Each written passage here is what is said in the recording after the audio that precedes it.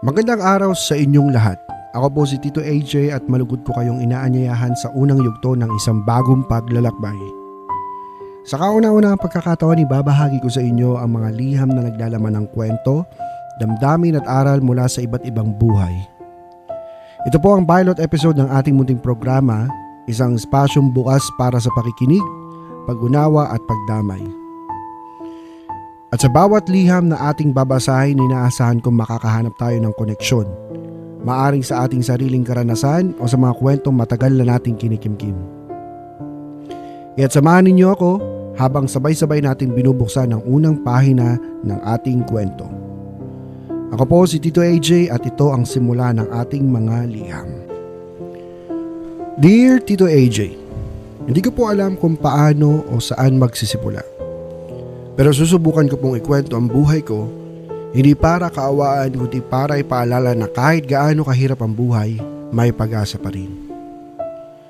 Ako po si Marco at habang sinusulat ko po ang liham na ito, ako na po ay isa ng civil engineer. Hindi ko pa rin po lubos maisip kung paano ako nakarating dito. Mula sa batang natutulog sa karton sa gilid ng kalsada, hanggang sa taong gumuguhit na ngayon ng mga plano para sa mga gusali. Lumaki po ako sa kalsada sa Paco, Maynila. 6 po kami magkakapatid at ako ang panganay. Bata pa lang po ako, nasanay na ako na ang tahanan ay hindi bahay kundi isang sulok sa lansangan. Ang nanay ko po ay walang permanenteng trabaho noon, namumulot siya ng basura araw-araw para maipakain sa amin. Minsan bote o plastic ang inuwi niya pero madalas pagkain. Pagpag po ang tawag doon. Mga tira-tirang pagkain mula sa basurahan na pinapag, hinuhugasan at niluluto ulit. Para sa iba ito ay walang halaga. Pero para sa amin ito ang bumubuhay sa aming magkakapatid. Ang tatay ko naman po ay lasenggo at sa tuwing uwi siyang lasing, takot at sakit ang laging bumabalot sa amin. Pero sa gitna ng lahat ng iyon, mas lalo pong lumakas ang pangarap ko na makapag-aral. Hindi dahil sa sinasabi ng iba, kundi dahil sa sitwasyon na kinalakihan ko.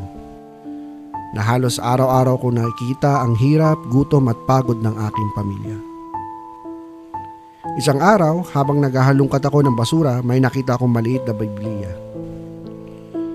Isa itong luma na, punit-punit po iyon, marumi at minsan may kulang pa na pahina. Pero kinuha ko po iyon. Simula noon, lagi ko na po iyon dala-dala. Hindi man kumpleto ang laman pero sa bawat pagbukas ko roon, pakiramdam ko may kausap akong mas mataas sa lahat ng hirap. Tuwing natatakot ako, binubuksan ko iyon. Tuwing nagugutom ako, hinahawakan ko iyon. At doon ko po mas nakilala ang Diyos sa gitna ng wala. Noong nasa elementarya, wala po akong sapatos, wala pong baon, o minsan tubig lamang ang aking daladala o minsan wala pa. Habang nakikita ko ang mga kaklase ko na may daladalang pagkain at bagong damit. Ako po, ang dala ko lang po ay ang aking sarili. Pero araw-araw akong pumapasok, tahimik pero nagsusumikap. Nairaos ko po ang elementarya at sumubok na magpatuloy ng high school. Doon ko po nakilala ang isang guro na nagbago ng takbo ng buhay ko. Napansin niya po ako, isang estudyanteng laging tahimik, pagod ang mata at walang baon. Hindi niya ako iniwasan, sa halip kinausap niya ako. At doon ko po unang nailabas ang lahat ng kinikimkim ko.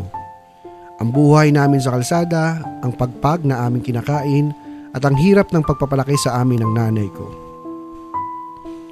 Unti-unti naging gabay ko po siya. Hindi lang sa pag-aaral kundi sa paniniwala na may pag-asa pa ako. Hanggang sa dumating ang gabing hindi ko kailanman makakalimutan. Umuwi ang nanay ko na ibang-iba. Mahina ang lakad, halos hindi makatayo.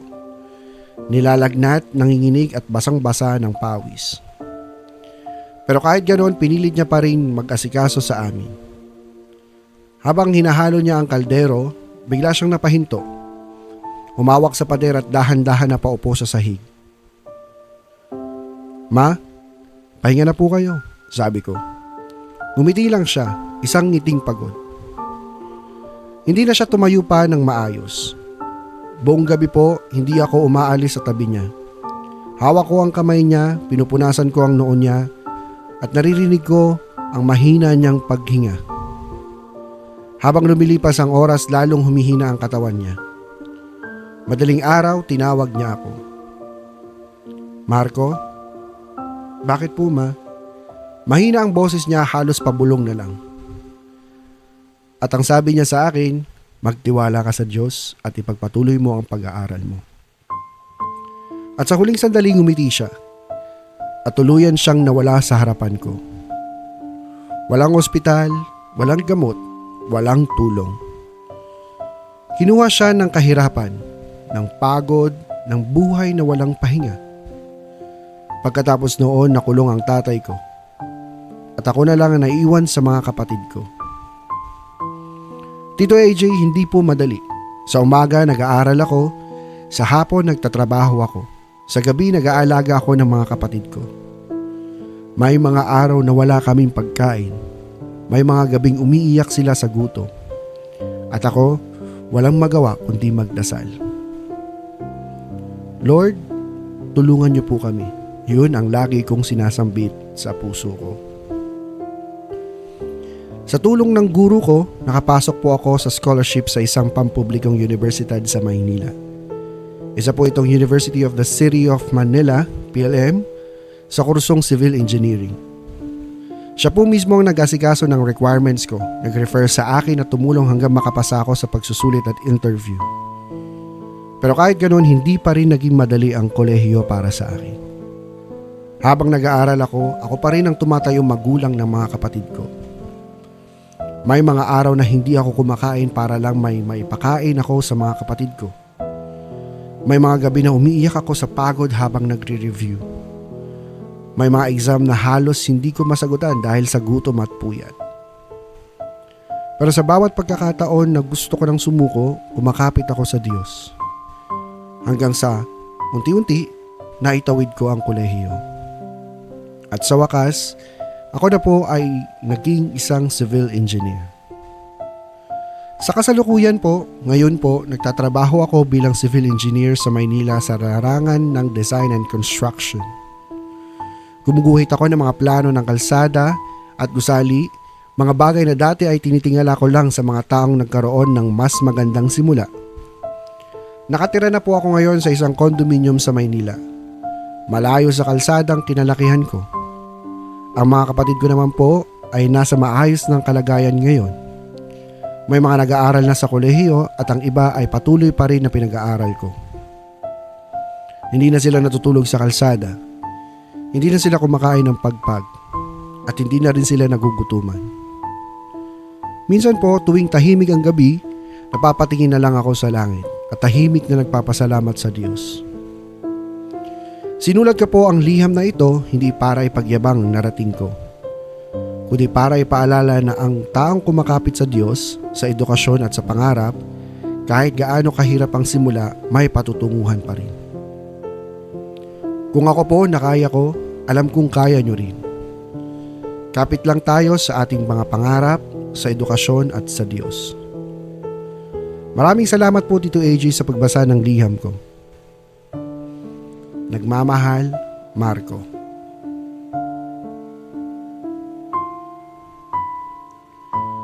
At sa inyong nakikinig, ako si Tito AJ at ang liham na ito ay patunay na kahit ang pinakamadilim na gabi ay kayang tapusin ng panibagong umaga. Huwag kang susuko dahil balang araw ikaw naman ang magiging liwanag ng sarili mong kwento. Muli taos puso tayo nagpapasalamat kay Marco sa pagbabahagi ng kanyang natatanging kwento. Isang kwentong sumasailalim sa katotohanan ng buhay. Isang paalala na ang lahat ng bagay na ating minimiti ay hindi madaling makamtan. Bawat pangarap ay may kaakibat na hirap, luha at mga pagsubok na kailangan nating pagdaanan. Ngunit ang mga pagsubok na ito ay hindi ibinibigay upang tayo tuluyang mapagod o sumuko, kundi upang mas lalo nating maunawaan at mapahalagahan ang bawat biyayang pinagkakaloob sa atin ng Diyos. Sapagkat kadalasan, doon sa pinakamadilim na bahagi ng ating paglalakbay, makikita natin na tunay na nakikita ang liwanag ng kanyang pagmamahal. Pinakita ni Marco na kahit sa panahong tila wala na siyang makapitan, May Diyos na handang makinig, umalalay at gumabay sa bawat hakbang. Nasa kabila ng sakit, lungkot at kawalan, may pag-asang naghihintay para sa mga patuloy na nananampalataya.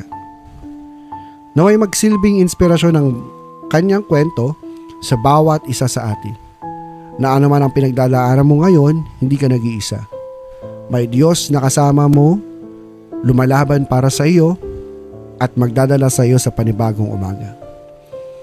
Ako po si Tito AJ at ito ang kwento ng mga buhay.